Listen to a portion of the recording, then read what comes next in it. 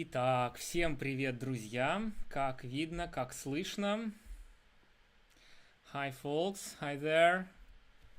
Can you hear me? Can you see me?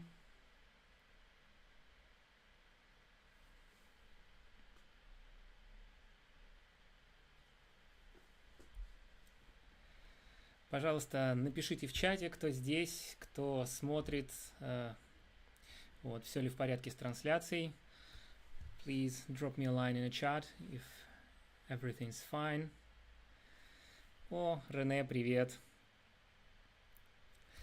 Сегодня я собираюсь выполнить одно задание, которое было моим вступительным экзаменом на один из факультетов в Базель. Вот. Ну, в общем-то, в целом я провалил другой экзамен, поэтому меня не взяли. Вот. Но это было очень интересно, поэтому я решил повторить это. Вообще очень клевое задание. Я решил повторить его в прямом эфире. I'm gonna do an exercise. It used to be my entrance examinations to Basel. I failed another exam. But and I failed with my entrance examinations in general. But it was a interesting task, and I'm gonna repeat it and do it again online. I have to compose.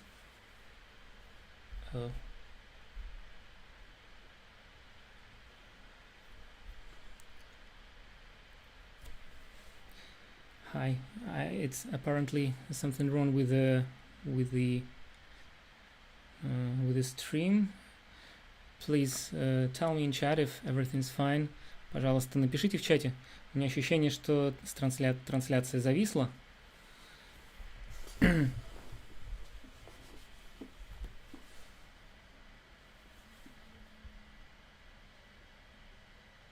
Так.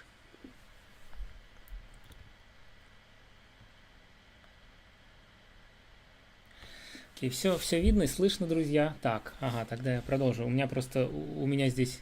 отлично.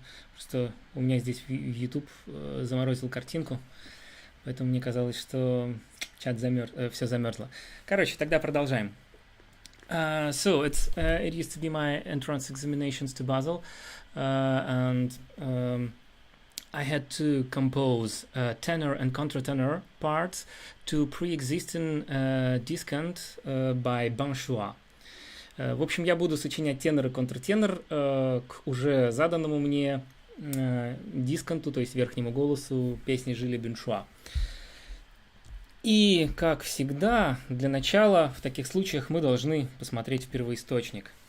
First, just let's have a look to the source. Это так называемый кодекс Эскориаль-Б. Мои студенты знают Эскориаль-А очень хорошо. Вот это Эскориаль-Б. И песня называется «Je ne fais toujours». This codex calls Escorial B. My students know very well Escorial A, and actually Basel students know that as well. And the song calls Je ne fais toujours. Je ne fais. Je demande pardon. Мы видим вот здесь вот слева дискант, там справа будет тенор и контратенор, которые нас, в общем-то, не интересуют. Этого мне вообще не давали. Я открыл это просто для вас, для стрима. Все, что мне дали, я вам покажу на следующей картинке. My teachers didn't give me the source for the exam. You see on the left, on the page left here, the discant part, and on the page right, covered slightly by the text and my video, tenor and contratenor. We are not interested in these parts at the moment, and I didn't have a look at them actually. And what shall we do? Что, в общем-то, мы должны делать, когда нам дают такое задание? Давайте посмотрим. Первое, с чего мы должны начать, это всегда текст. The first thing we have to start with, it's the text. It's always the text. Je ne fais toujours que penser à votre douceur qui n'a perd ma seule joie désirée. Je l'ai si en mon cœur bouteille que je ne puis oublier. Это, ну, честно говоря, не очень-то интересный текст с поэтической точки зрения. Вот. И тема, и как он сделан, довольно обычные. These 5 lines of text are not of big interest, and I mean poetically. It's just totally normal subject. It's about love and nothing interesting in poetry, in metrics, in rhymes, and it's just kind of a kind of mediocre poetry, so to say. Just 5 lines, всего лишь 5 строчек. And well, we have to have at the end of each line, the cadence should fall. В конце каждой строчки должна случиться каденция. Big or small or some kind of cadenza sfuggita. Это может быть какая-нибудь большая, маленькая каденция в зависимости от текста. The text rules. So we can expect, so if we see the text, we can expect here on the word penser, not really big cadence because the line, the sense is just the phrase is gone. It's gone further towards the next line, and here before the comma, we can have a little, slightly bigger cadence, slightly noticeable. В общем, в конце первой строки у нас может быть каденция, но какая-нибудь, скорее, не очень большая. В конце второй строки может, потому что там у нас есть запятая. И, наконец-то, в конце третьей строки у нас есть последнее слово в предложении и точка. И это отделяет один раздел песни от другого. At the end of the third line, we have the dot and the last word in a sentence. And it leads us to the end of the part of the at the end of the first half of the piece, and here we have to have clearly noticeable cadence. Эта форма называется рандо, опять же, мои студенты знают, и конец раздела А, он может быть концом, ну, он может, в общем, вести снова к разделу А может вести к разделу Б. Вот, это, в общем, форма очень сильно диктует. This is a rondo form, and poetical and musical rondo of 15th century divides the song into 2 parts, cut it into the pieces, the first and the second one, and the end of the first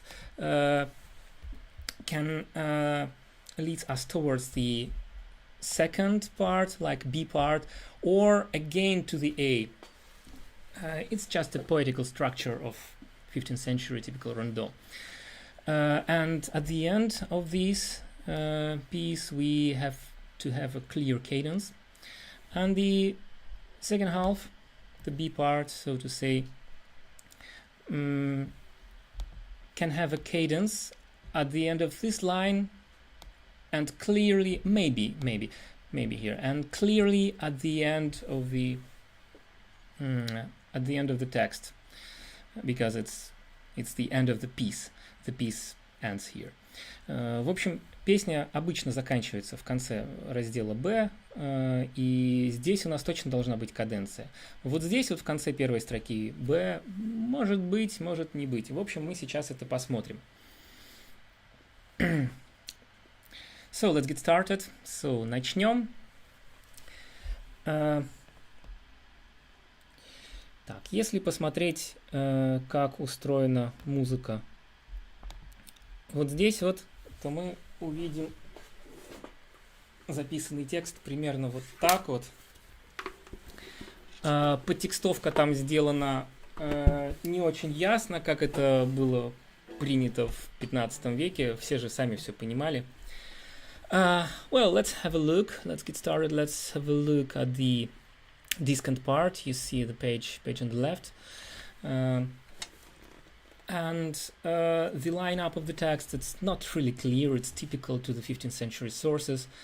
And well, just let's try to figure out. Let's try to make it work.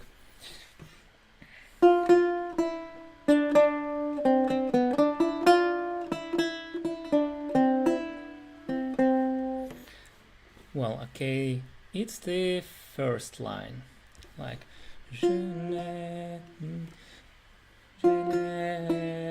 pas.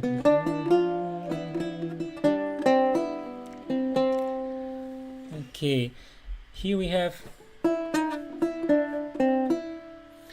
typical melodic formula of the discant line, which corresponds to the Phrygian cadence, but the very last notes, it's somehow weird. Okay, let's see what we can do about it later. The second line, à votre dulceur qui n'appert.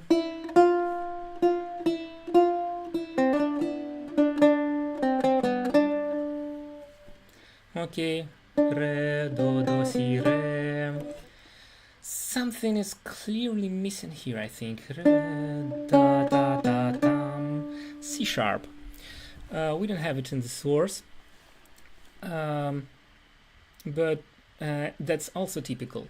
This feature calls musica ficta, and they didn't write down sharps or flats very often, meaning that everybody knows that if you have a cadence you have to use the sharp, or if you have a tritone you have to avoid it using the flat or something like that. And в общем, чего-то в конце второй строки явно не хватает, и это до диез, как я его сейчас сыграл, да. До диез, он относится к такому явлению, как музыка фикта. Это когда они не записывали все диезы и бемоли, которые использовали в пьесе, потому что, ну, ясно же дело, да, если у тебя там каденция, нужен до диез, и если тритон, то его нужно скрыть там бемолем. Это было настолько естественно, что они не пачкали бумагу лишними знаками. Окей. We have a cadence at the word qui n'appert. That's here. Yeah. Oh, sorry. It's here. Yeah, that's pretty clear. Cadence to D. Это довольно явная каденция к тону ре. И посмотрим, куда мы там вообще деваемся. Дальше. В общем, мы закончили на ре.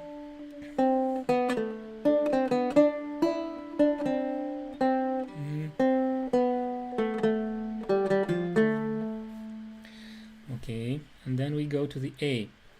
I just messed up. Do we have B flat here or we don't?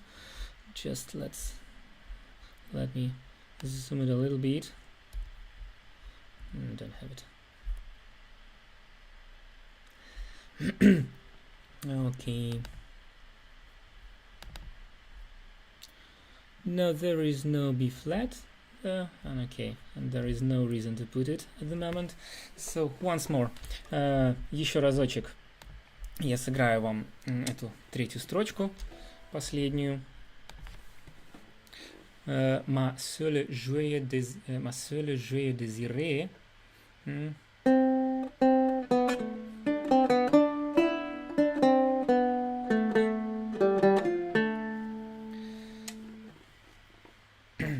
Okay, and we close on the A. Мы заканчиваем раздел А на тоне ля, который явно не наша тоника, не наш финалис. Ну, в общем, мы посмотрим сейчас, на чем мы вообще заканчиваем. Вот, мы как-то так тут видим в конце, что это вроде как ре, да, вот там самая последняя нота песни. И если ре наш финалис, наша последняя нота в дисканте, то скорее мы находимся в ре дорийском. Well, if we have a look quickly at the very end of the piece, the very last note is D, and it tells us that we are in D Dorian mode. So, and we close the A section on the note A, and that's kind of tricky. It's not our tonic, it's not our finalis, so-called, and it tells us that we have to proceed, we have to go, we have to come along with this, and this ending asks for another section. Такое окончание, оно требует продолжения. Мы заканчиваем не на тонике. Какое же у нас продолжение? И вот две строчки.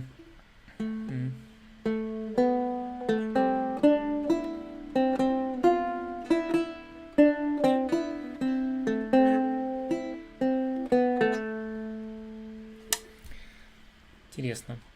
Здесь как будто бы нет каденции, да? Can you see?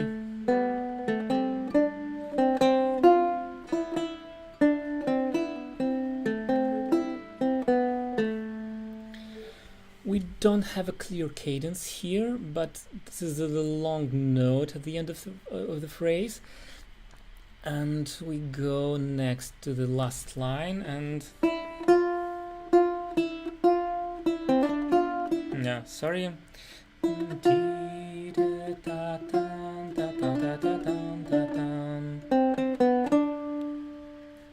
And again, you see, something's missing in the end.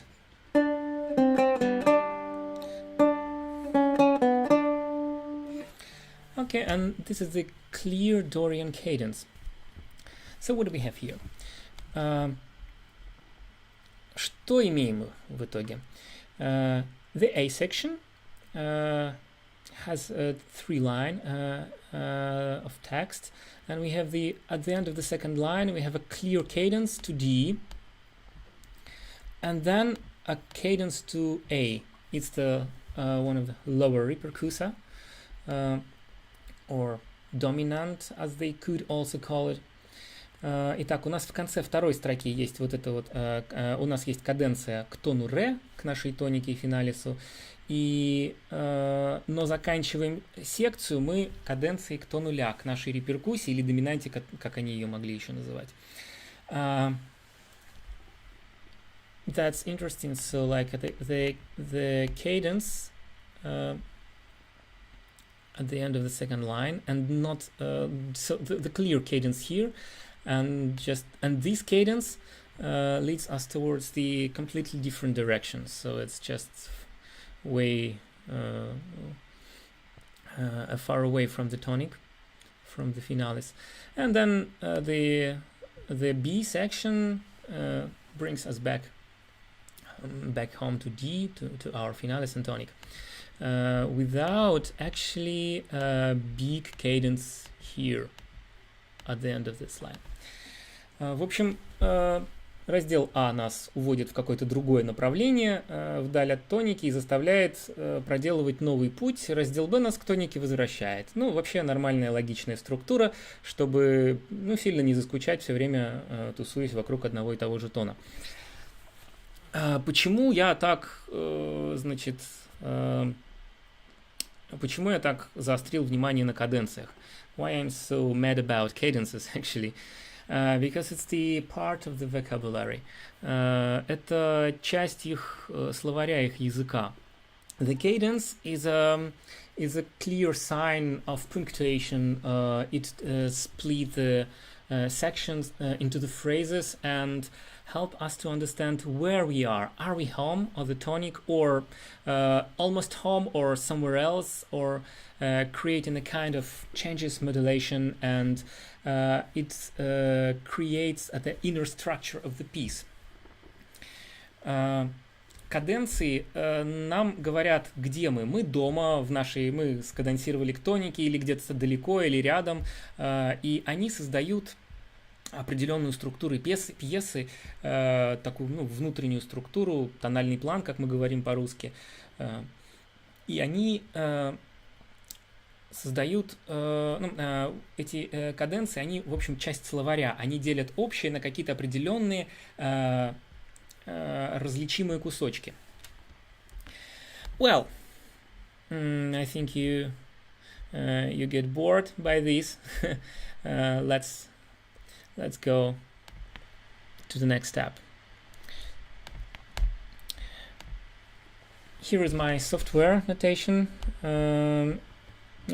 software, and let's create another part.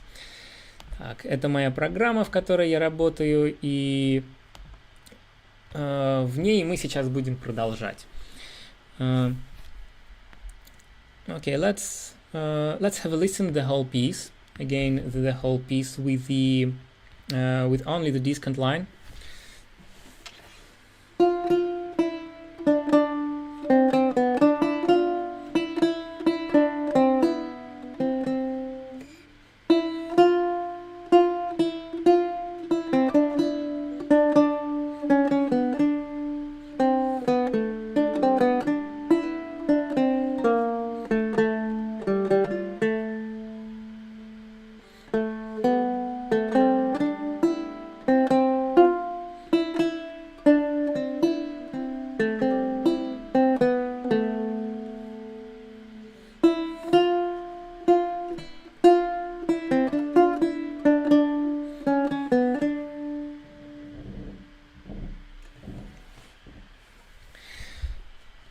So, вот такая мелодия.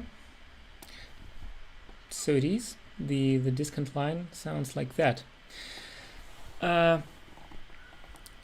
Какой голос мы должны сочинить первым? Вообще, по идее, мы должны были начать с тенора, да? Мы должны были начать сочинять тенор, а потом уже сочинять все остальные голоса. Well, actually, the process always started with the tenor. They compose the tenor first, and then the discant line, and the other contratenor, and the more lines if the more parts if they had it. But this task is kind of completely different. So we have a discant line first, and I would start with the tenor line because the main voice, the main part in composition is the tenor, and the tenor gives us the clear structure, and it's like kind of fundamental part, like the bass part in the music of the 17th century and later. Тенор, как вы знаете, это главный голос в ренессансной музыке раньше. Это такой фундамент, которым стал бас в 17 веке и в более поздней музыке. Okay, what shall we have with...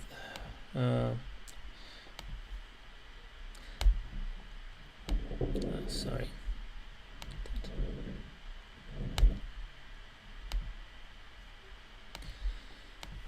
I'll put a bass clef here.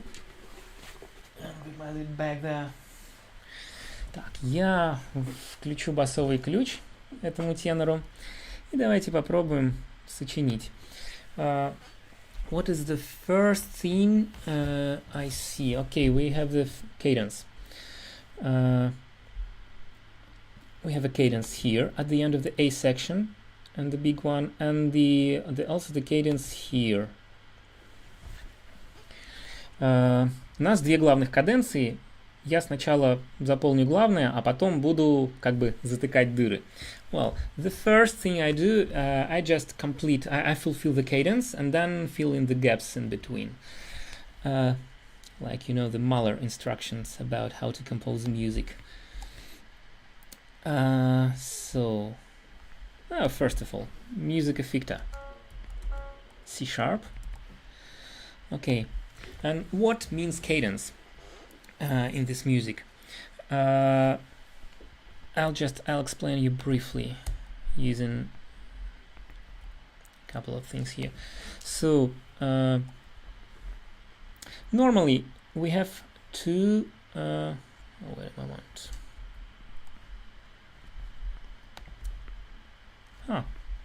Works fine. Okay.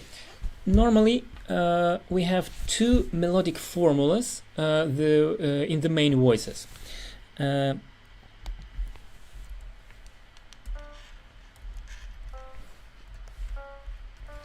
This is the discant formula.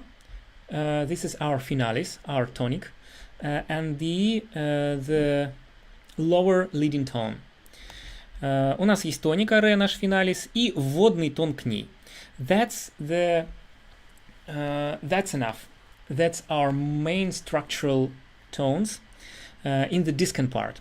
Это главные структурные такие, в общем, формообразующие тоны в партии дисканта. And we can embellish them like this. Or in a different way, just depending on the style, composer, period, or something like that. In 16th century, ti-da-di-da-di-da-da-da-dam, or just in early Baroque. В 16 веке это стало ти-да-да-да-да-да-дам, чем-нибудь таким. В 15 и где-нибудь там от Лондини ти-да-да-да-дим, ти-да-да-да-дам. There are many variants, but this is structure. This is structure. The tenor should go from the upper note. Tenor also leads towards the finalis, tonic, but from the other direction, from upwards. Тенор спускается сверху вниз, а также на один тон к нашему финалису. Таким образом, у нас здесь должна случиться большая секста. Большая — это очень важно. So, tenor goes downwards,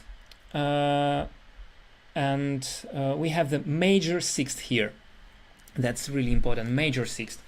Tenor usually doesn't have any embellishments or just tenor is the line which has to be which has to support, so meaning having long notes or and be a kind of clear being a clear fundamental voice for the others. Тенор должен быть таким, в общем, голосом поддержки для остальных, поэтому в нем обычно мало украшений, и он состоит из таких длинных нот, от которых легко отстраиваться все стороны. So, here is the cadence. And this one calls Dorian cadence, because D is the finalis of Dorian mode, but we also can have Dorian cadence to the other tones. У нас дорийская каденция, вот она дорийская называется, потому что она к тону ре. Ре — это как бы отправная точка дорийского лада. И дорийскую каденцию мы можем, в принципе, и к любому другому тону состроить, это не проблема. Но у нас есть еще и фригийская каденция. We also have Phrygian cadence. That's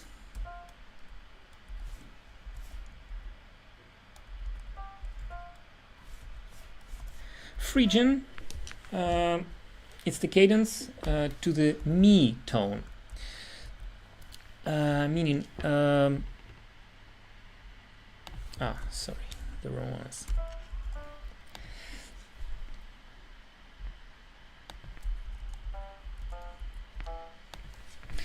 We have the same idea.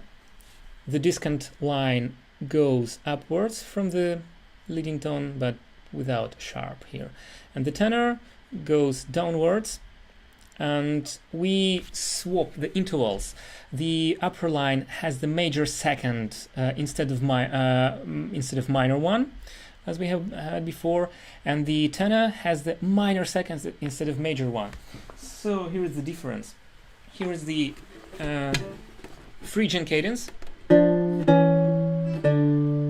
Это фригийская каденция, которая была до того, а это дорийская каденция, в которой интервалы поменялись местами. У нас вверху теперь будет большая секунда вместо малой, а внизу малая вместо большой. And Dorian cadence, дорийская каденция.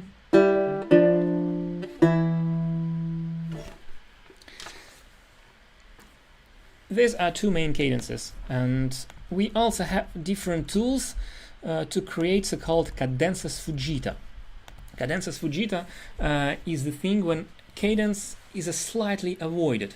When we have to go to come along with the piece and not to stop, not to make a clear dot, clear ending, but have to emphasize that something is close here, some sentence or just half of the sentence, but we have to proceed. We use some tricks to avoid a cadence, just make a kind of innuendo on that. Каденция сфуджита — это такое явление, когда мы избегаем каденцию. Мы как бы делаем небольшой намек на нее, но какими-то средствами уходим, чтобы не делать какой-то жирной точки, не останавливаться и продолжать пьесу. Well, I talked too much, I think. Let's let's do that. So the cadence to D, that's completely clear. Okay, the cadence to A, a little bit more tricky. Let's have a look what we have to do here. Well, we can. The main things is two last notes before the cadence, in the cadence. Самое главное это последние две ноты вот здесь вот, да, ми, ре. Пред, последняя, вот это вот называется ультима, вот это penultima, вот это antepenultima. This one calls ultima, this penultima, and this one is antepenultima. Ultima and penultima are more important ones, and antepenultima can be different. So here can be D as well, or any other note. We can change our mind a little bit later, but it's just a kind of structure. Okay. And here, okay, cadence to A. And what is the tone we have to hear? We have to have here, and what type of cadence has to occur? Is this a Phrygian cadence or Dorian cadence? So if we have a Dorian cadence, we have to use a G sharp and F sharp here. Well, might happen, but I would insist. I would choose this time, so to say, the Phrygian one. Okay, I use A as the antepenultima and B flat. I might here. Yeah, here we are. Okay, I can change my mind concerning antepenultima later. Just leave it here like that. Okay, clear. One cadence, another cadence, and the tricky place is here in the A section. Can you see? Oh wow! What do you think? Shall I use a C sharp or leave it flat? Как вы думаете, мне нужно поставить здесь до диез или оставить как есть? Leave it. I didn't mean leave it flat, but leave it natural, I think. Okay, sharp, natural. Come on, let's do it sharp. Let's add some pepper. Okay, fa mi re do si re mi fa mi re do mi. Hey, that's a Phrygian cadence, slightly embellished. Mi re do mi do, and then okay. Let's try a wild thing. Let's try to put Phrygian cadence here before the end. Well, if we get back to the manuscript, so the main the syllable the last word of the sentence penser, que penser is here. Penser is here, and this is a kind of extra note. What shall we do with it? I have no idea. But the things happen here. Okay, what can we do? Okay. Mi, sol, fa, mi. And we have a cadence like this.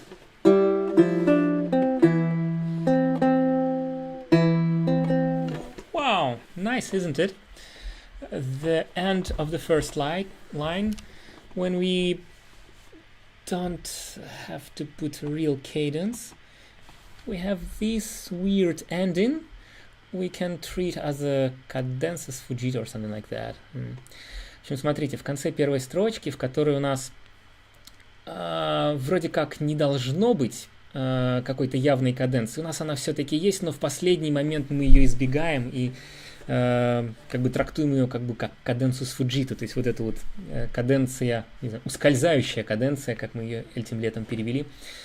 Получается...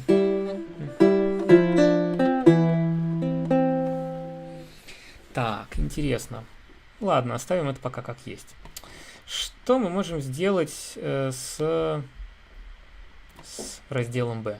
Или, к черту пока раздел B, давайте разберемся с разделом А и сочиним наконец-то к нему тенор. What are the tricks, what are the tools to compose the tenor?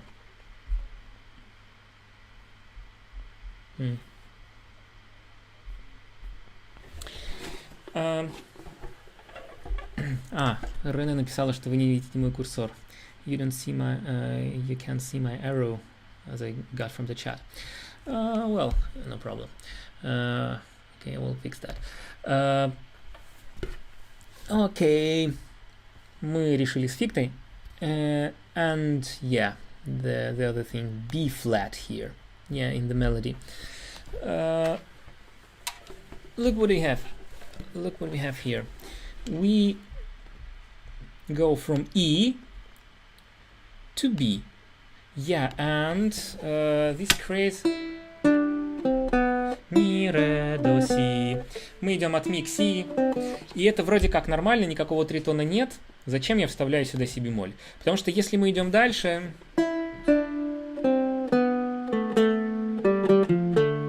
у нас вдруг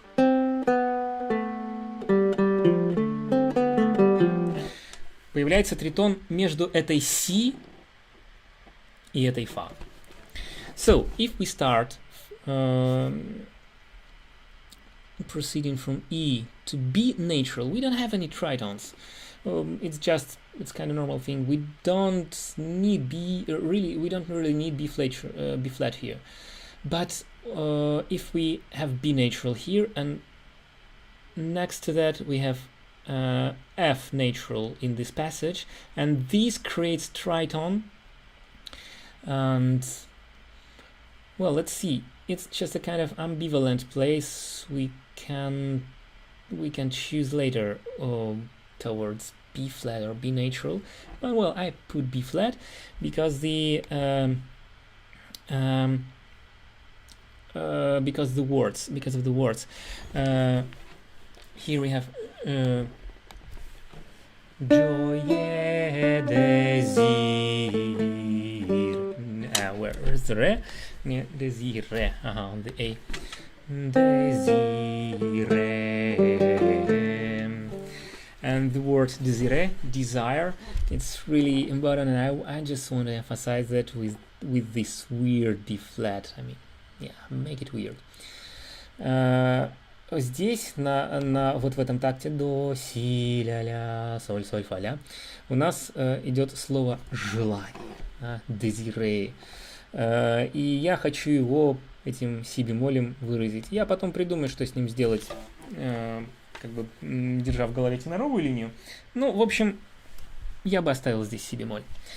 There's other questions concerning musica ficta. And what is musica ficta? Yeah, I already mentioned that.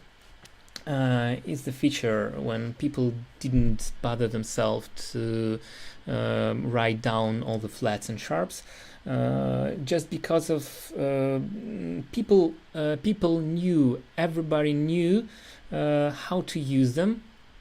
In the cadences, it's really obligatory. Even if it's not written down, we just have to add that. Just put it mechanically. Yeah, okay. You see the cadence on D. You have to have a C sharp there. It's just a kind of law. You don't have to break the rules. Музыка фикта — это такое явление, когда они не запаривались писать все диезы и бемоли, и просто, это все знали, что вот если у тебя каденция к тону ре, то до диез просто должен быть, даже если он не написан. And it's the mistake to omit the C sharp in the D cadence, just even if it's not written down. So you just have to put it. And the other case of sharps and flats, it's just taste. If you feel it creates something, it creates another dimension between music and text. If you put sharp and flat here, just go for it. Второй пунктик, как вставлять диезы бемоли, это вкус. Просто вкус. Если вы чувствуете, что вот здесь диез или бемоль поможет добавить какое-то новое измерение тексту, просто берите и делайте. Okay. I'm talking too much again. I'm always talking too much. How? Let's go. Okay. We have 3 cadence, and let's fill in the gap. У нас уже есть 3 каденции. Давайте попробуем с ними что-то сделать. Окей. Фа, фа, ми, ре, до, си, ре, ми, фа, ми, ре, до. Well, if we recall the main instructions of 14 and okay, also reliable for 15th century, how to compose the music, it starts like that. Если мы вспомним главную инструкцию о том, как сочинять музыку в XIV веке, и она, в общем-то, в принципе, применима для XV века, the first point sounds like that. Compose the most beautiful melody you able to. Сочините самую прекрасную мелодию, на которую вы только способны, and put it into the tenor line. And then compose to this tenor another, even more beautiful melody, and put it into the discant. И потом сочините к этому тенору еще более прекрасную мелодию и поместите ее в дискант. Well, in 14th century it doesn't sound discant, it's just other terms, but okay. I'm just talking for the nerds, yeah. Просто для ботанов. В XIV веке он скорее не назывался дискант, у них было другое слово, но в общем мы сейчас пропустим. What we can have of that? They compose melodies, first of all. And already having a melody, we have to compose another melody to that. Not like the functional bass line or functional tenor in this case, just put just the key notes here and there, but a melody. And what does it mean? The melody has to have its shape and rhythmical independence. And that's how it works. If the voices have the kind of equal rhythm and they doesn't sound like really two different melodies, they kind of accompany each other in a sense. And to create a real independence, we have to take into account a rhythm. Для того, чтобы написать две разные мелодии, как говорит нам инструкция, именно мелодия, а не просто какой-то там голос, который, функциональный голос, который так структурные ноты отмечает и все. Мы должны иметь в виду ритм. Мелодия — это прежде всего определенная фигура, да, но это еще и ритм. И если голоса будут идти эквиритмически, то есть повторять один и тот же ритм, они просто как бы будут немножко друг друга сопровождать, но это не создаст две совершенно разные мелодии. Поэтому, смотря в этот ритм, мы должны придумывать что-то контур. Да, поэтому я бы начал с совершенно дикой штуки. Okay, we start with F. Okay, well, what's the tone? I will choose to the first note of the tenor. Okay, I would choose D. Let's start with D, our finalis. Okay, and how we can compose different melodies, passing to each other. Как мы можем сочинить две мелодии, которые друг другу подходят. We have to remember the rules of the intervals. The melodies in 15th century, they can have a parallel motion and oblique motion and contrary motion, but we have to use the consonant intervals on the strong beats. Мы должны, во-первых, у нас есть три типа движения, да, параллельные, противоположные, косвенные, и правила интервалов. Мы должны на сильные доли помещать консонансы. Perfect consonants or imperfect consonants have to appear on the strong beat, and the dissonance we can use as a passing note or a helping note. Диссонансы мы можем использовать как проходящие или вспомогательные ноты, но совершенные, несовершенные консонансы — это, в общем, неважно, какие они будут на сильной доле. We can use a parallel motion with the imperfect consonances, meaning thirds and sixths. Мы можем использовать несовершенные консонансы в параллельном движении. I mean, parallel thirds, parallel sixths are completely okay. Parallel fifths are not already. this time have passed. The time of parallel fifths has passed already and didn't show up again, meaning heavy metal fifths. Yeah. В общем, до heavy metal мы еще не дожили, поэтому параллельные квинты как бы более ранние эпохи уже прошли, новые еще не пришли, поэтому не используем. Используем параллельные терции секст, это окей. And again, we can use seventh, seconds, fourth is the dissonant intervals. Септимы, секунды и кварты, диссонантные интервалы мы можем использовать на сильной доле как задержание. Okay, we can use the dissonances as a suspension. And I probably show you something like that just when we go on. Okay, we start with the third. Yeah, it is a load, no problem. Thirds are okay. Okay, and we start with the third again here. Je n'ai. What shall we do? Okay, if we have this kind of rhythm in the first bar, I would put completely different thing here, like. And what do we have? Third on this beat. Okay, second on the second, the major second between tenor and discant here. And, well, it's a kind of passing note, but normally passing note have to be resolved. The lower voice have to keep the note, and the passing or the helping note has to be resolved, or the fa, mi, fa, one step upwards or one step downwards. Fa, mi, re, and not jumping to somewhere and something like that. But I'm doing completely wild thing. If we can recall the Benshua style, he was completely wild with dissonances and with some improper resolution and improper usage of these intervals. He was a superhero of these forbidden things. Bad guy. Binchoi был плохим парнем.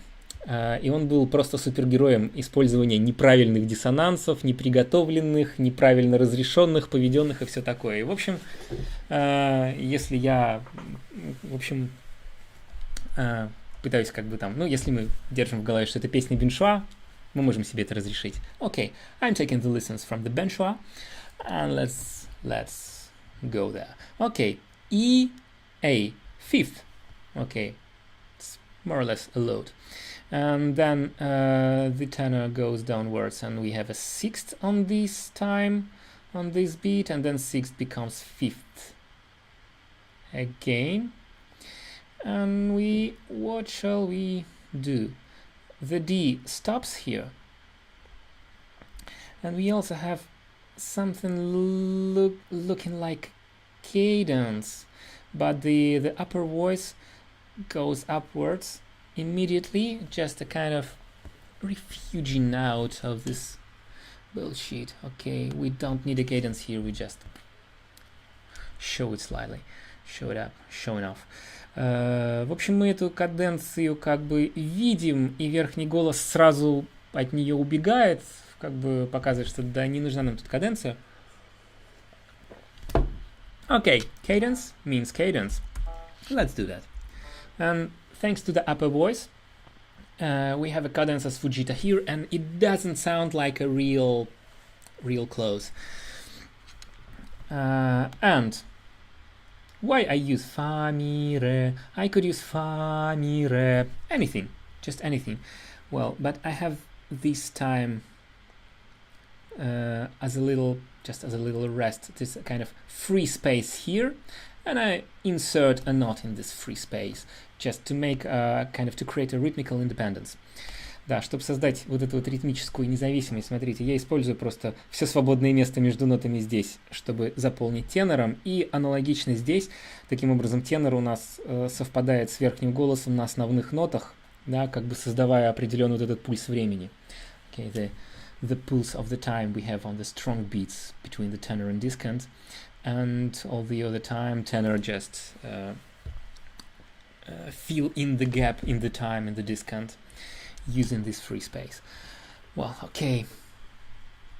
as we can see, we have free space here, so just insert any note.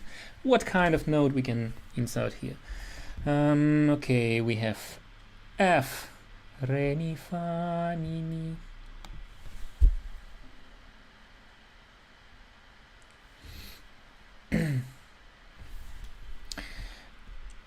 What is the interval allowed here?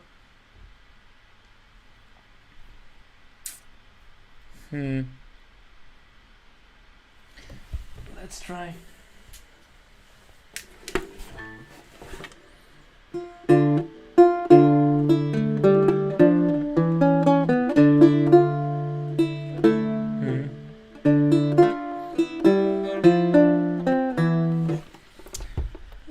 What's the note we can insert here? We can leave D for the whole bar. I mean bar in our language. But I would put something here. I would put some pepper on the third beat.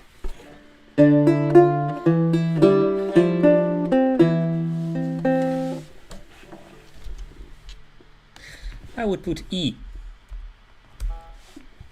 Re, mi, fa, and fa against me. Spicy. But that's Benshua. If I would copy du failli, well, in du failli these things also happens. В дюфаи такие штуки тоже случаются. В Беншуа еще более. В общем, вполне себе нормальная штука. В общем, когда фа вместе с ми вот так вот быстренько разрешается, вот, получается как бы децима. Ну, ничего страшного, да? Это, можно сказать, задержание на относительно сильном времени, если мы смотрим на совсем маленькие длительности. If we count in these small notes, we can treat this as a suspension on a relatively strong beat. And then we have a sixth, works fine, and the seventh on a strong beat. Well, normally we could tie this note, and this would work as a absolutely proper resolution. But in 15th century, if you repeat the same note, the same E here, I mean, in the discant, if you repeat the same note, you can also treat it as a suspension. Works well. We can use that. So, and what means suspension? Что значит задержание? Задержание — это когда один голос остается на ноте, на которой он был, другой голос остается на ноте, на которой он был, другой голос двигается. И главное, чтобы вот здесь вот, на этой доле, два голоса составляли консонанс, а вот здесь вот из-за движения одного голоса они составляли диссонанс. What means suspension? Here we have the discant line, which has to hold the note. He sings one and the same tone here and there. And the other part, the other voice, goes somewhere. And we have the consonants on the first beat here and dissonance on the second, just because of the lower voice. And that's how suspension works.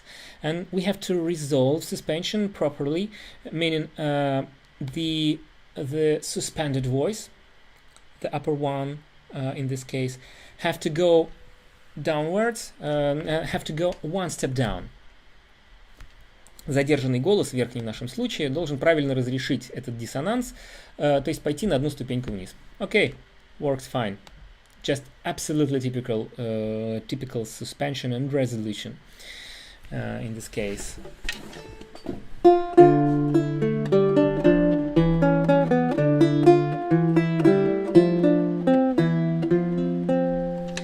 And I experience, I won't do this wild thing. Okay, mi and immediately fa, E and immediately F, just a kind of blur in this cadence. Мы как бы затираем эту каденцию, я ухожу сразу на фа. Okay, and we have arrests here. A lot of free space. Okay. Let's lead tenor to somewhere. Давайте поведем тенор куда-нибудь. У нас есть для этого свободное место. Выглядит окей. Да, ми, фа, соль. Ничего, нормально. Куда он еще может пойти? Если верхний голос вот здесь вот стоит на ноте фа, фа, ми, до, ре, до, си, ре. The upper voice doesn't move that much.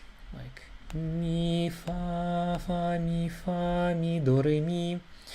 Okay, that means the tenor have to move a little bit more to me. And yeah, if the tenor have to move, okay, we have the sixth here, G, E, and why not to move tenor downwards? Okay, have an octave on the strong beat, and then okay, somewhere we had a lot of just different rhythms, a lot of rhythmic independence in the first line, and then we can relax a little bit. У нас было достаточно ритмической независимости в первой строчке, прям, ну, вообще дофига. Поэтому здесь мы можем немножко расслабиться. Окей. Let's do like this. Okay, the octave.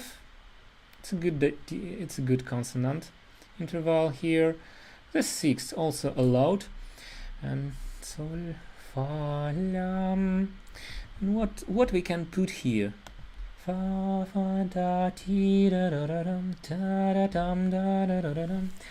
Well, the typical answer of the tenor when we have a progression like that, just a semitone in the upper voice, one of the typical answers is the third here and sixth here. Like C, E, до, ми, терция, и секста, ля, фа. Это типичный ответ тенора на вот такую вот мелодическую формулу в верхнем голосе. Okay, what else?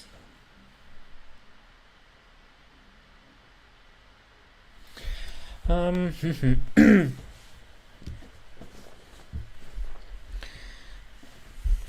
ми, до, ре, ми, ре, до, си, ре. Well, what are the intervals we could have here? What are the melodic shape we can put? You know, tenor did move a lot. Let's leave it flat. Тенор двигался дофига. Давайте оставим его с таким ровным. Он вот в первой строчке там достаточно сделал. Вот здесь вот уже поскакал. Пусть чуть-чуть постоит в тот момент, когда у верхнего голоса фа, ми, до, ре, ми. Okay, works fine. So sixth, fifth, and then third, passing fourth and fifth works fine contrapunctally. Contrapunct-wise. Ну, с точки зрения контрапункта нормальные интервалы получается секста, потом квинта, терция, кварта проходящая, totally fine, квинта, прекрасно. Здесь нам не хватает вот уже вот здесь чего-то. Смотрите-ка.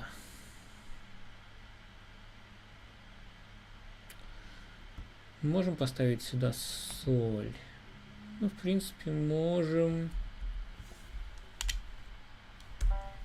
Like this.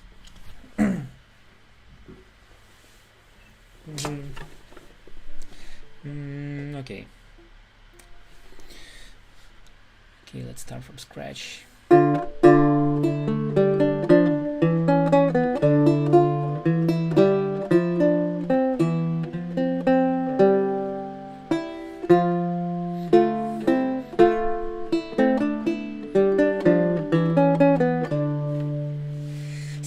Like we already have it somewhere.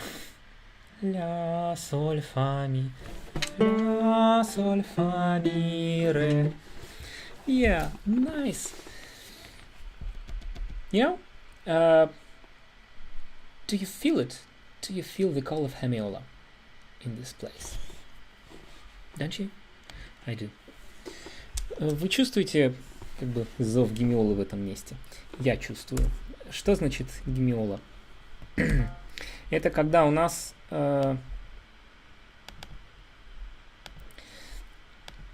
голос идет поперек ритма немножечко, да, создавая 3 длинных доли вместо 2 раз по 3 коротких.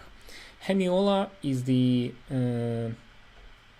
is the trick when we have 3 long notes instead of 2 times 3 short ones. Like instead of 1, 2, 3, 1, 2, 3, we have 1, 2, 3 against the metric structure.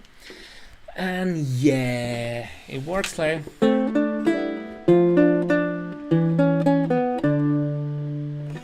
And in the tenor line,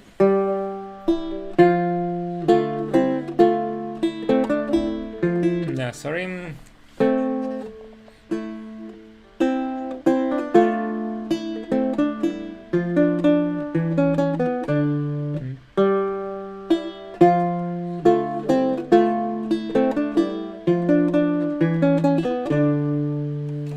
So the tenor are kind of slowing down the theme.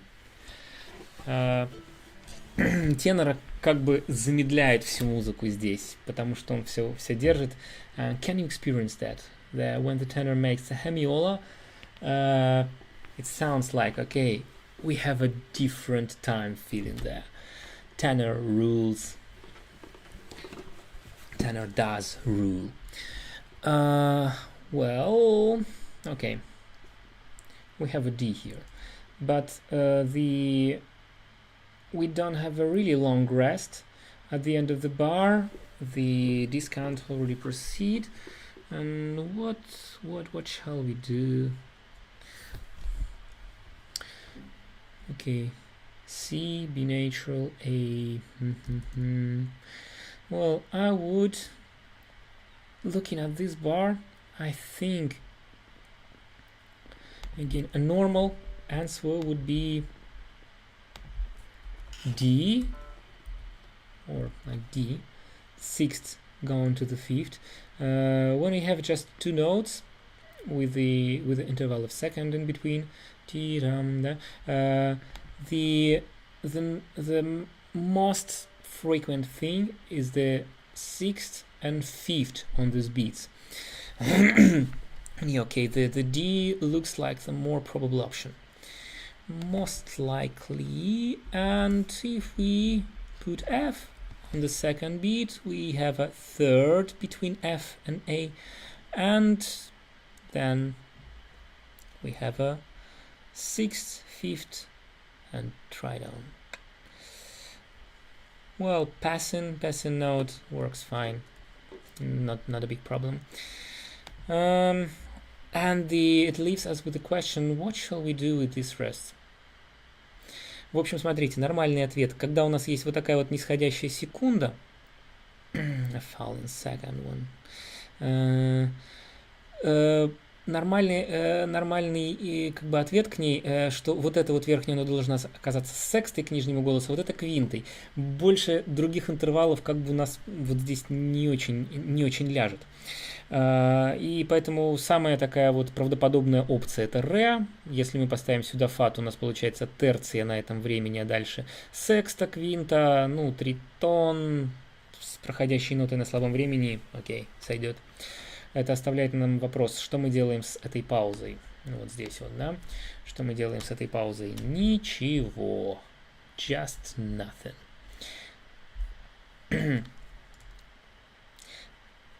We can leave it. The rests are okay. And it's a kind of joker. Just, you know, when you playing the cards and you don't know what to do, just you have a special card, joker, where just you can use as any card you like and add anything. Это наш джокер, короче, такая карта, которая может быть чем угодно. Когда не знаешь, что делать, бери, вытаскивай джокер, пауза. The rest is a joker. Okay, what else?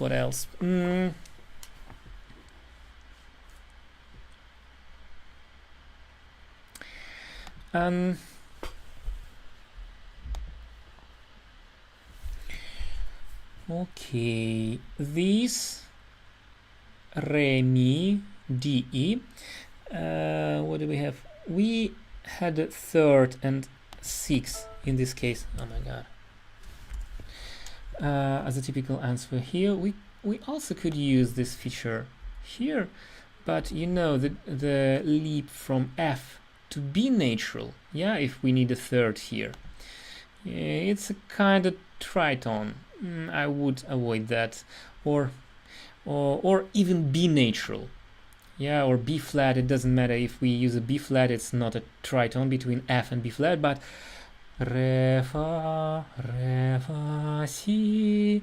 Yeah, it's just not pretty typical progression for the tenor line. Tenor should stop somehow closer. So G is my option. Works fine. Fifth and then sixth. Again, it's a kind of another joker. Okay, and I would put sol, mi.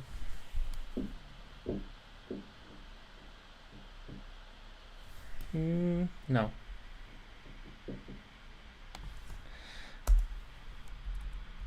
Fa.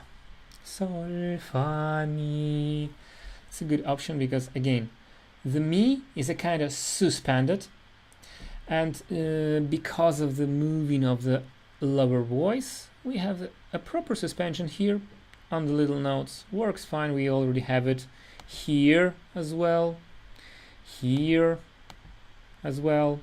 Works fine. Sol, fa, mi. Okay, we have to go downwards to the mi or to the G. No, we can't go to the G. If we go to G, we have a fourth between tenor and discant. Fourth is a forbidden interval. Кварта — это запрещенный интервал, это диссонанс. У нас не может быть ноты соль here, здесь. Messing up all the languages. I'm missing the words. У нас не может быть здесь кварты. Кварта — запрещенный интервал. The fourth is forbidden is a dissonance. It has to be prepared, properly prepared, suspended, and then resolved. So E is the only option. And okay, what we could have here, D, and then mi, re,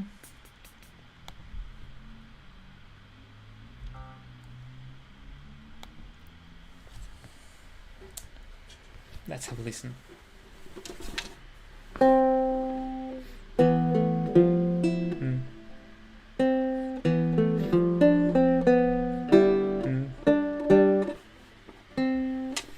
Just starting from here.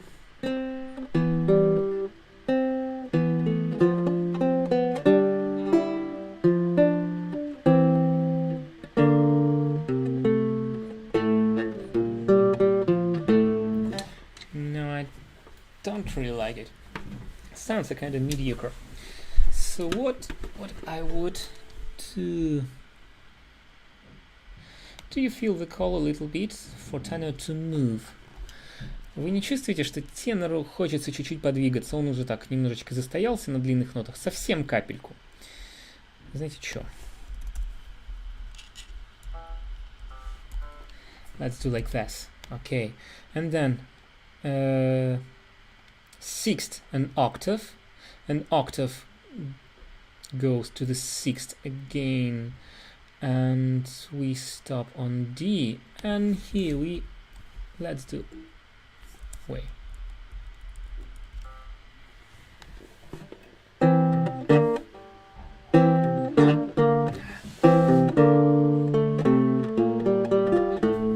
Yeah, I like this a little bit better. So,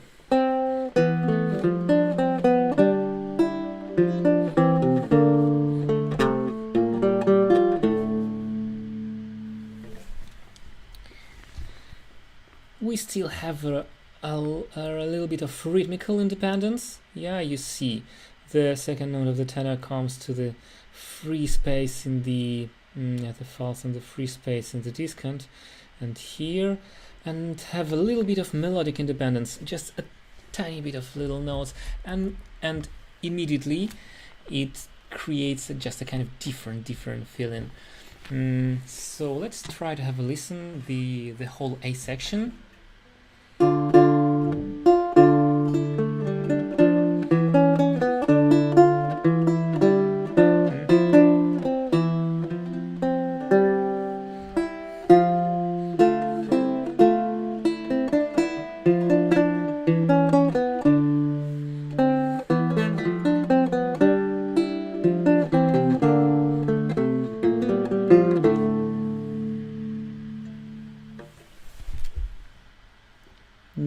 isn't it? Do you like? Нравится вам?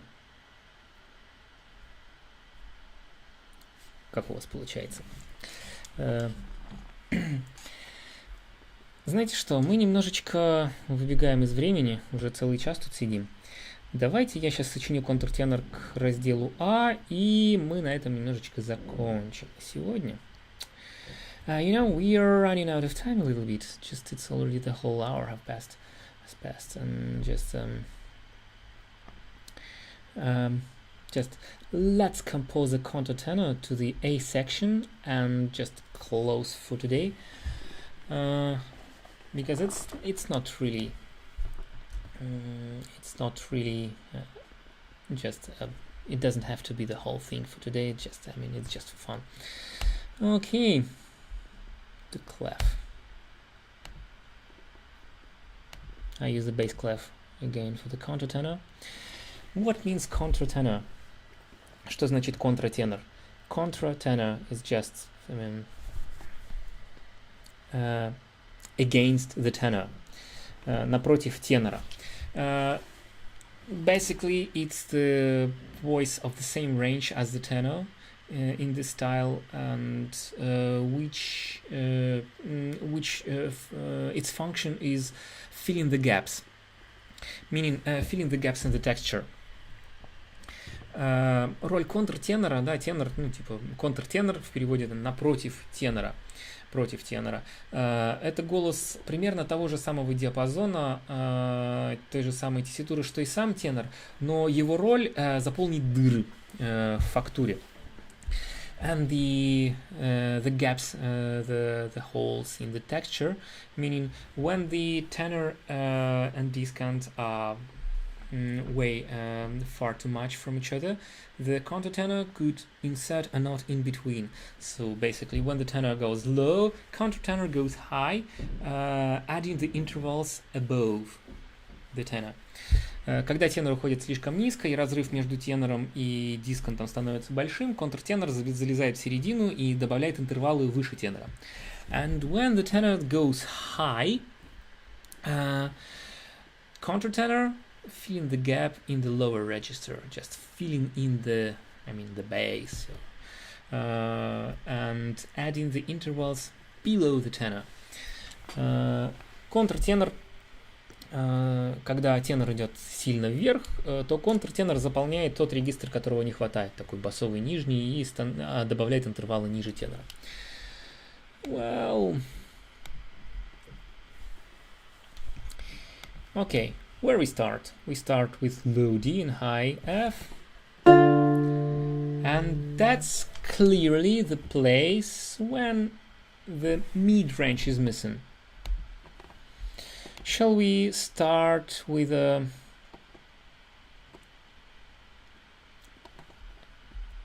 so to say, with a A or probably D? Yeah. There is a little trick for the contratenor. The main intervals are octave between the tenor and contratenor, the upper octave or lower octave, or the progression of thirds and fifths. Just again above or below the tenor, just thirds and fifths. Такой ловкий трюк для контртенора — это голос, который строит либо октаву к тенору вверх или вниз, неважно, либо использует такую последовательность терций и квинт от тенора, как вверх, так и вниз. Let's start with octave, and then what else could we have? Okay. I just missed the first note. Because the lineup of the text in Benshua or Binchoi in these pieces belongs mostly to the discant voice, and the tenor more likely leave untexted, and the contratenor just mostly untexted in this era. Контртенор почти всегда не подтекстован, тенор чаще всего не подтекстован, в это время и текст относится только к верхнему голосу, поэтому я не пытался аккуратно еще исследовать тексту в теноре, а просто как бы составлял из него отдельную мелодию, безотносительно текста в верхнем голосе. That's why I wasn't that accurate, just line down the text to the tenor, because the tenor is untexted here, and just I compose the melody first of all, and when you have to fit in the melody with the text is just a completely different task, and works differently. We could spend much more time working like that, working it out. Okay, so let's start the octave, and then okay, since we have still on D, I can put fifth. Okay, and what are the intervals we have against the tenor? Что за интервал у нас есть против тенора тут? Октава, квинта. That's okay. And in this time, in Dufay and Benshua in 15th century, we have to put into account also the intervals between these two voices. Discant and contratenor. So the things we have for the tenor and discant, we also have to observe between the discant and contratenor, except the fourth. The fourth between the tenor and discant and contratenor are completely allowed. That's totally fine. Мы должны соблюдать все, что у нас было для тенора и контртенора, за исключением кварт. Для дисканта и тенора мы должны соблюдать для дисканта и контртенора, за исключением кварт. Кварты между дискантом и контртенором абсолютно окей. Вот, это не страшно. Okay, so we have fifth, octave and third between these two. Okay, and he fifth and another fifth. Okay, this is the kind of pattern now that works fine. And what could we have here?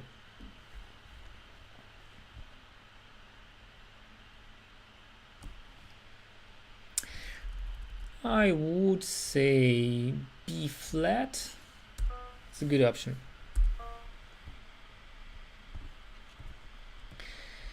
Look, we have a kind of fifth here, and it becomes the unison. Квинта, которая становится на один момент унисоном, но потом расходится в терцию. Fifth becoming a unison on the second little note, and then we go to the third. So kind of fifth and third. Okay, that's the typical one. Okay, and here we have a cadence, and we have a kind of two typical answer of the contratenor for the cadence. The first typical answer is using the technique of faux-bourdon. Faux-bourdon technique is when the contratenor puts parallel thirds to a tenor, and then at the last note, at the ultima, creates a fifth above. Мы используем технику фaux-bourdона сейчас, один из типичных ответов.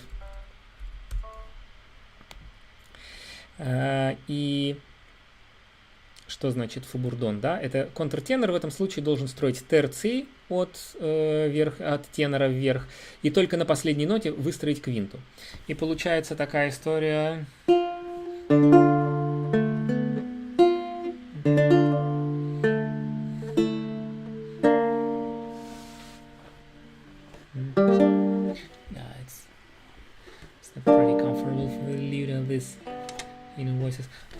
Попробуем вот так вот послушать.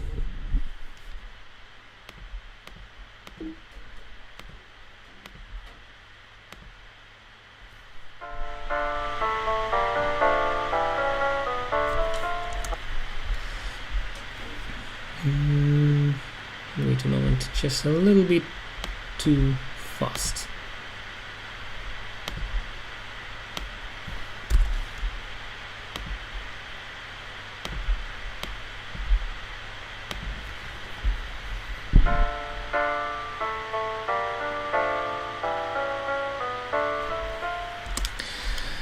We could have a G sharp as an option because we have to have a perfect fourth between these two voices.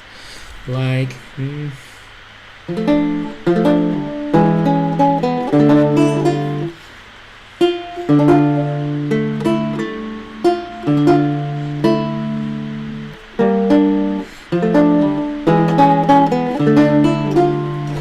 Or we can have a G natural, but having a tritone between...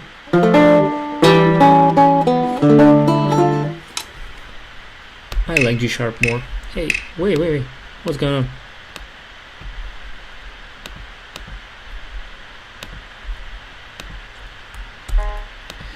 I like G sharp more. Мне больше нравится соль диез здесь.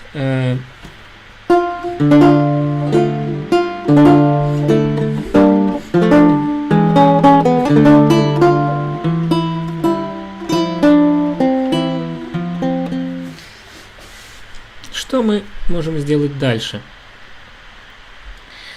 Okay, this is a nice thing, nice cadence, but we can help the upper voice, the discant, to avoid the cadence, to make a cadences fuggita.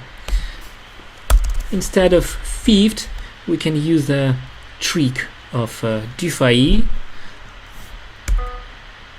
and insert a sixth instead of fifth.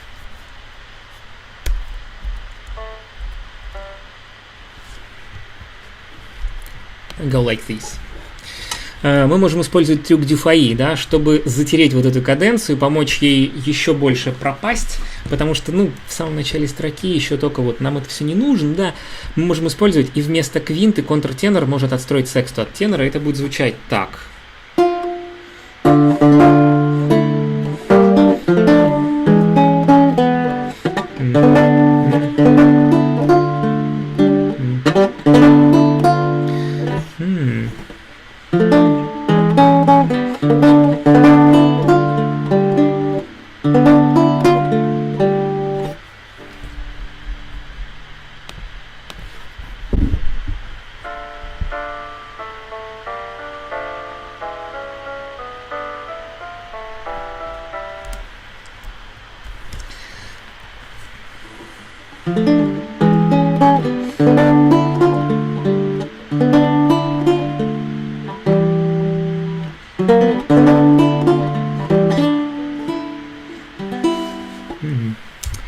Okay, and what shall we do there?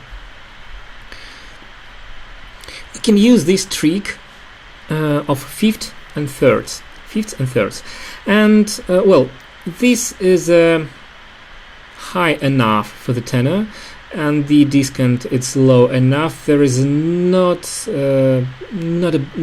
that big distance between them, and we can put a contratenor down. Мы можем поместить контртенор вниз, потому что дистанция между тенором и дискантом не очень велика. Тенор достаточно высоко, дискант достаточно низко, и между ними уже просто нет места для этого. Поэтому что мы можем сделать? Терцию, квинту, терцию, квинту, терцию. Итак, у нас вот здесь есть терция уже вот на этом времени. We have third on this beat, so we have to be consequent. Let's put fifth here, third here. Okay, and then what we shall do there? Mi fa here. Okay. We have to go. The contratenor should jump here, I think. What can we do? Again, I want to do a kind of cadences fuggita here, put in sixth instead of fifth. Like this. To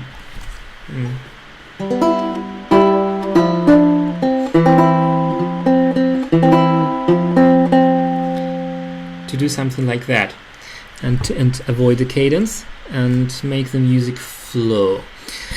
But how we can jump from D to C? Good question. Как мы можем прыгнуть с ре на до? Септима вообще-то не очень хорошо тогда. Но контртенор — это голос, который может вообще-то прыгать.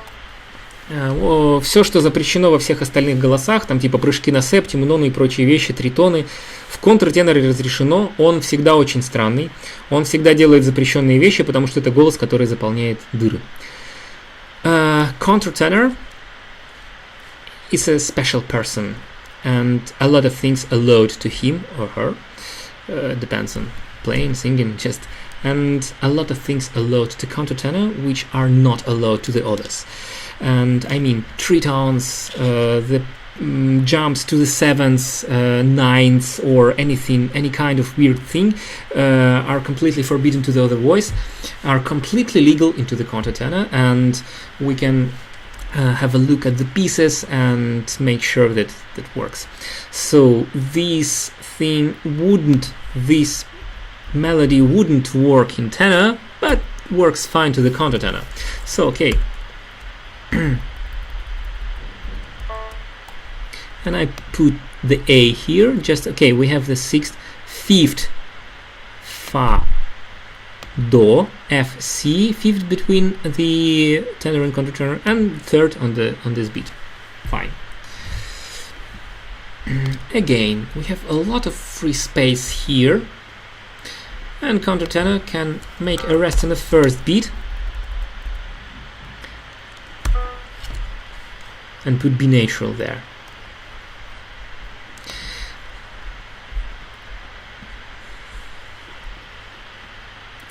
Контртенор может сделать паузу на первой доле, и поскольку у нас здесь довольно много пространства, он может заполнить вторую долю вот такую вот и получить что-то вроде вот такого вводного тона к, ну, пусть будет до. И опять же, смотрите, у нас два голоса уже идут в одинаковом ритме. We already have the two voices, two parts rhythmically equal. Let the contratenor do a counter rhythm things. Okay. And works fine again. Look, we have third, fifth, third here, fifth on the second beat when the it's a sixth here, sixth, okay. Fifth between tenor and contratenor on this beat, third here, the rest, and then third, fifth, and here we have a third again. Okay, we're completely consequent and works fine. And again, what is the option? We can go to the third or fifth below the tenor, or okay, it makes F. Okay, if we can stay with F, and it makes we have fifth here and third here, but no, we have F against E on the strong beat. Doesn't work. Damned. What is the option? Okay, except the third and fifth, we also can use the octaves. Wow, Joker. Works fine. And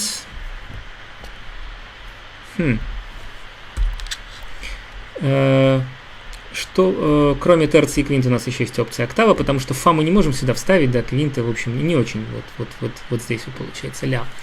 Вернее, фа была бы вместе с ми на эту долю, это было бы не очень. Окей.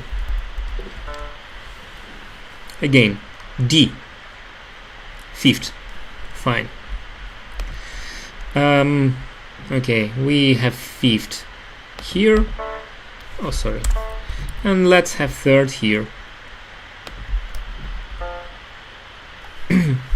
Why not? У нас есть квинта от тенора вниз здесь.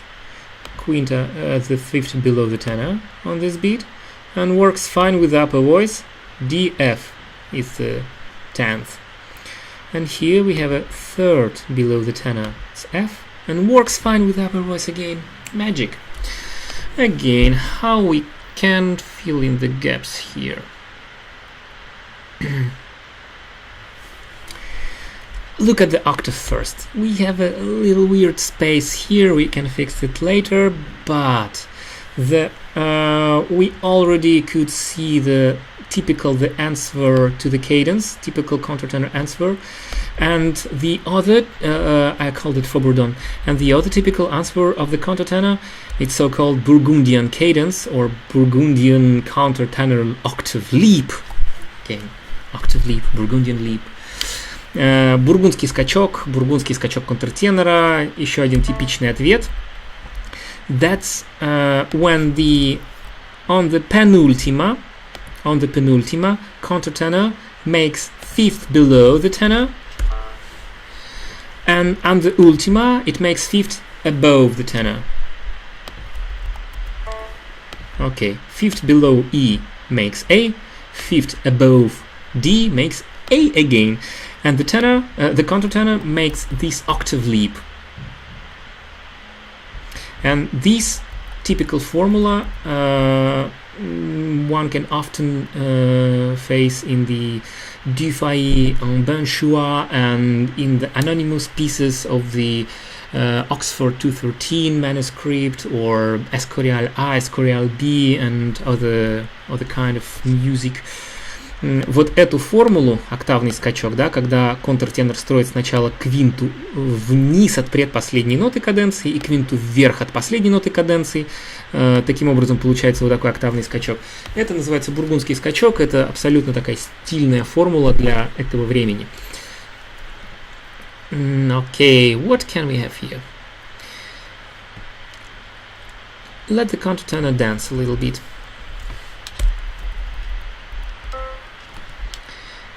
Third below the tenor, third above the tenor works fine with the upper voice. Again, F, A, C, E. Ля, до, ми.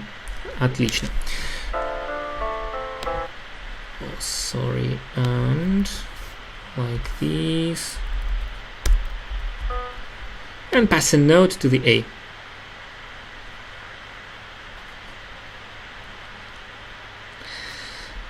We can leave this cadence as is because the next phrase starts immediately in the discount and works already fine.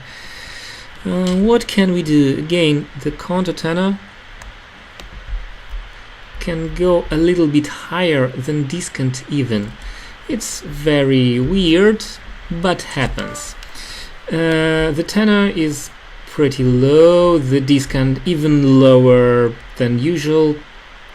Тенор довольно низко, дискант еще ниже, чем обычно. Нет места между ними. There is no enough space between them, between the discant and the tenor. So contratenor, we can put contratenor a little bit higher than a discant part. That's weird, but happened. And okay, again, to make them happen, like to make them independent, I put this on the strong beat D. Pretty okay. We have D and B natural on the first beat and D in the contratenor. У нас есть Ре, Си и верхняя Ре в контратеноре. On this beat we have F, A and C in the contratenor. Works fine again.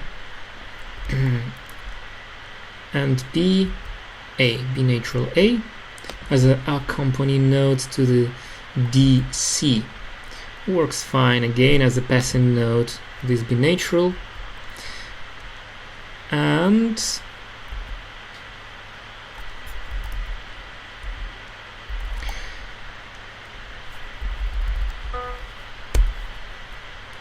we can go lower or higher. I would keep it here just to make the voices really narrow and to create the texture we didn't have before, when all the three voices are just pretty close to each other, having a like special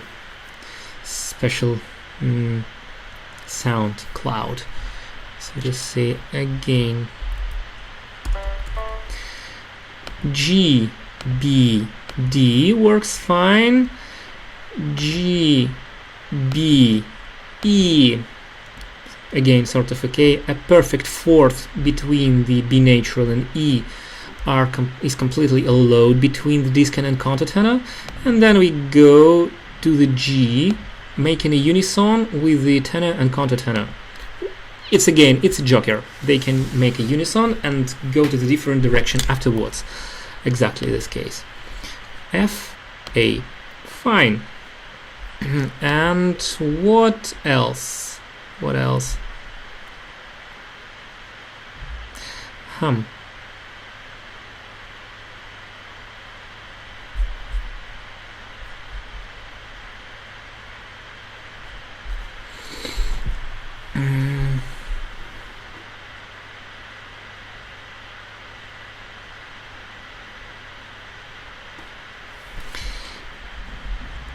And here again, let's do a proper cadence first, and then and then fill in the gap here.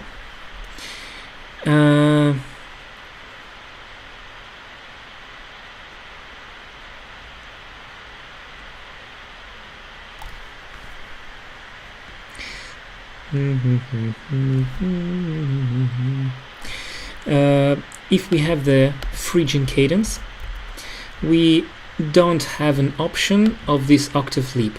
Когда у нас фригийская каденция, у нас нет опции вот такого вот скачка.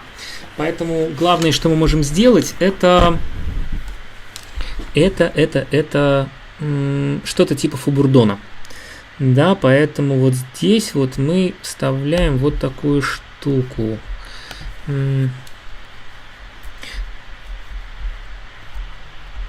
We don't have an option of this octave leap, and we can use the Faux-Bourdon technique. So that means thirds above the tenor and fifth at the end.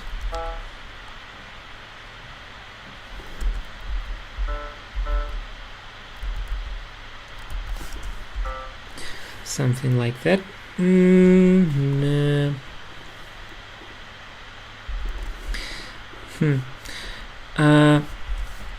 Actually, the proper Faux-Bourdon works fine when we double the upper voice with a fourth below. Нормальная штука для Фaux-Bourdon — это когда мы дублируем верхний голос на кварту вниз. Let's do this thing here. It sounds weird, but okay. And okay, works kind of fine. And what can we do here?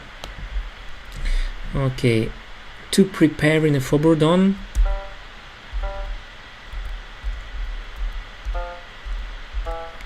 we can do something like that. Again, having a different rhythm structures, just keeping the rhythmical independence a little bit. We have something like that. Okay, we did fill the gap.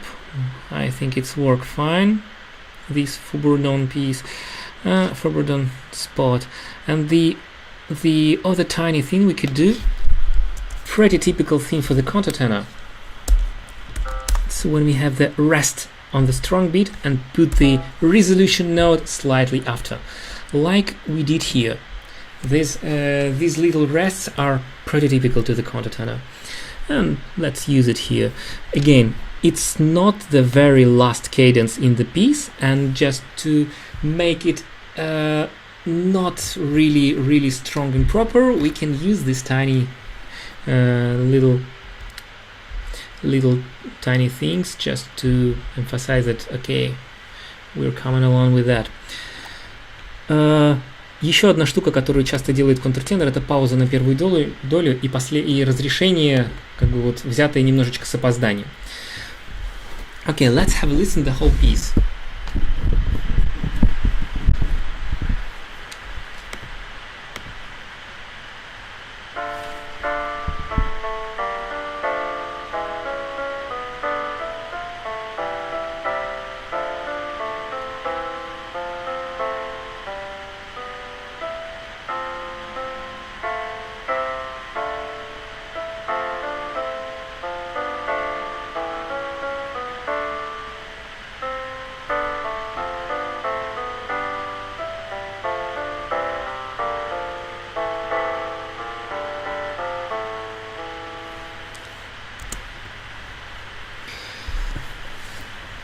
Вам достаточно хорошо было слышно?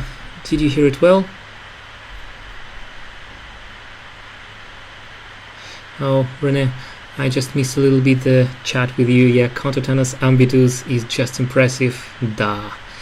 Yeah, that's contratenors ambitus, always impressive, and its jumps and leaps, that's really awesome all the time. It has a jumps downwards to the seventh, upwards to the ninth, and all this weird thing. That's always really most difficult part all the time, and rhythmically and melodically. Well, that's it for today. Что ж, это все на сегодня, все, что я хотел вам показать. К сожалению, не успели мы сделать всю пьесу. We didn't have time enough to compose all the piece, but I think that's more than enough for today. And well, I hope you had some fun with this. And well, if you have any questions, just drop me a line in the chat. Если у вас есть какие-то вопросы, бросьте строчку в чат, напишите пару слов, вот что там у вас происходит.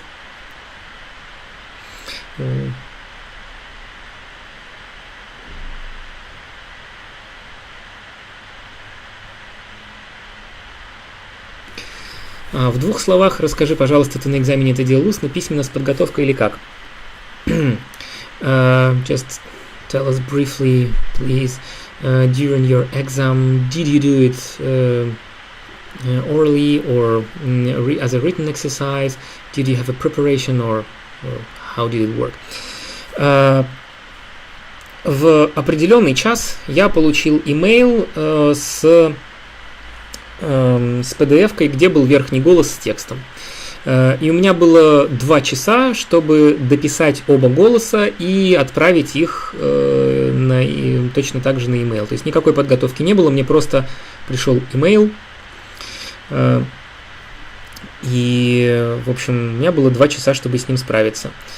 Well, I received an email at the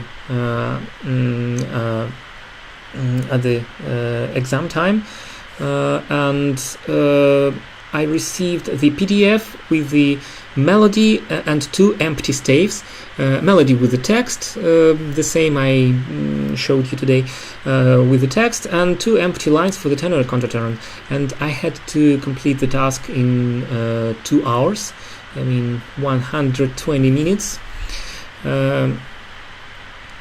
It took me just 1 hour and 20 and something like that, and I was pretty slow because I helped Mark to complete his homework at the same time.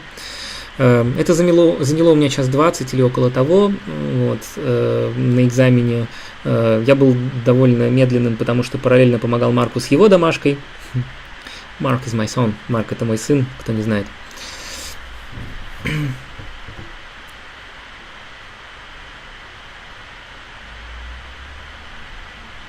Вот. И с этим заданием я тогда справился вполне прекрасно. Я потом несколькими днями позже завалил клавесин.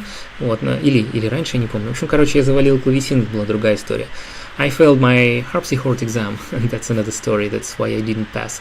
But this task I passed very good. So, if you have more questions, just drop a line. Well, thanks, René. Very nice stream. Binchois would be happy. Well, I hope so. I think I can ask him later. Really, later. Я надеюсь, я спрошу его где-нибудь там. Вот, одобрил бы ли он мой эфир и мою версию его песни. Well, if you don't have more questions, so that's it for today. I was really happy to have you here. Thanks for your questions and for your comments, René. Спасибо, Рене, за комменты, вопросы и все прочее. Очень рад был здесь с вами быть. Очень рад, что вы, значит, были со мной. Ну что ж, тогда на сегодня все. It's been a long time we spent together, so just